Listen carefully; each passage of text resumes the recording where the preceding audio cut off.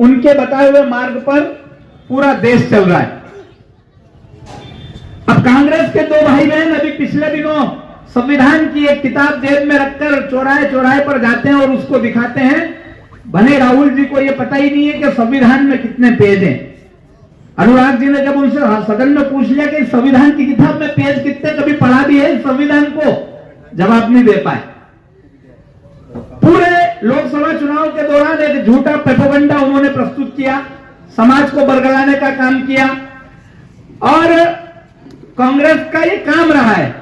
पिछले 50 साल का इतिहास उठाकर अगर हम देखेंगे तो दलित, शोषित, पीड़ित, पिछड़े लोगों को सिर्फ और सिर्फ वोट बैंक के रूप में उपयोग करने का काम कांग्रेस का है। मैं नहीं कह रहा हूं, डॉक्टर भीमराव अंबेडकर साहब, बाबा साहब ने यह बात कही है। बाबा साहब जब पहली कैबिनेट से इस्तीफा देने वाले थे और उन्होंने दिया भी, उसके पीछे 3 नैतिक और मौलिक कारण थे। पहला कारण था अनुसूचित जाति और जनजाति के लोगों के साथ उस समय की कैबिनेट, नेहरू जी की कैबिनेट के समय होने वाले अत्याचार। दूसरा विषय था कांग्रेस की विदेश नीति और तीसरा कारण था जम्मू कश्मीर में लगी 370 धारा। ये 3 कारण थे जिससे व्यथित होकर, पीड़ित होकर, क्षुब्ध होकर डॉक्टर साहब भीमराव अंबेडकर साहब ने कांग्रेस की कैबिनेट से त्याग पत्र दे दिया था। नेहरू जी की तानाशाही के चलते उन्होंने इस कैबिनेट से त्याग पत्र दिया था। उसके बाद एक पत्र लिखा गया, लोगों ने नेहरू जी से पूछा कि अंबेडकर जी और एक और नेता ने, 2 लोगों ने आपकी कैबिनेट से इस्तीफा दिया है, इसका क्या असर होने वाला है नेहरू जी?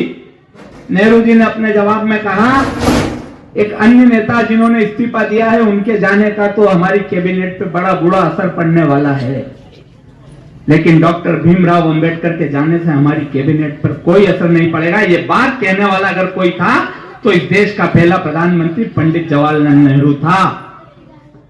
कांग्रेस ने उस समय भी बाबा साहब को सम्मान नहीं दिया और आज भी सम्मान देने का काम कांग्रेस के लोग नहीं कर रहे हैं। अगर उनको सच्ची श्रद्धांजलि, सच्चा सम्मान देने का काम, उनके बताए मार्ग पर चलने का काम कोई कर रहा है तो वो भारतीय जनता पार्टी के लोग कर रहे हैं।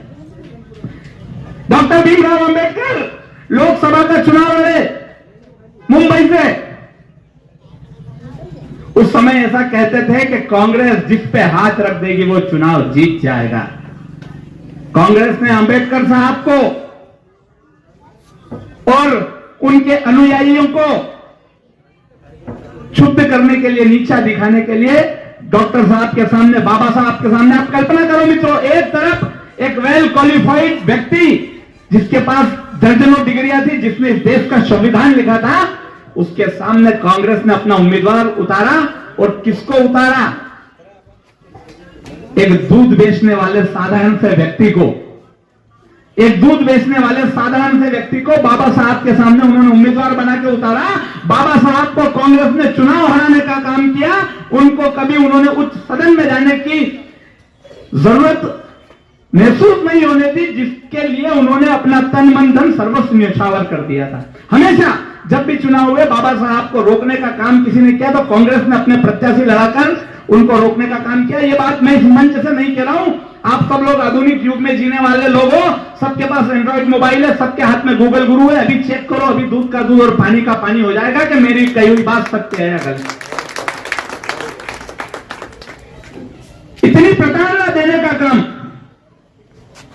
अगर किसी ने किया तो वो कांग्रेस ने किया और ये जीते जी नहीं। जब बाबा साहब इस दुनिया से विदा हो गए, रुखसत हो गए, उसके बाद मुंबई के एक मेयर ने पत्र लिखा सरकार को, रमेश भैया, और पत्र में कहा कांग्रेस की सरकार को कि महू बाबा साहब की जन्मस्थली है, वहां उनका स्मारक बनना चाहिए। कांग्रेस के लोगों ने कहा कि आपको बनाना है तो आप बनाओ, सरकार इस तरह का कोई स्मारक बनाने का काम करने वाली नहीं है। यह कांग्रेस के नेताओं की चिट्ठी थी। उसके बाद में जब 2014 में इस देश की बागडोर माननीय नरेंद्र मोदी जी ने संभाली, उसके बाद का परिदृश्य आप देखिए। यह मैं तब तक का परिदृश्य आपको बता रहा था जब तक इस देश की सत्ता के सिंहासन पर कांग्रेस के लोग बैठे हुए थे, लेकिन 2014 में सब कुछ बदला और अंबेडकर अंबेडकर जी को मानने वाले उनके यशस्वी पुत्र ने जब देश की बागडोर अपने हाथ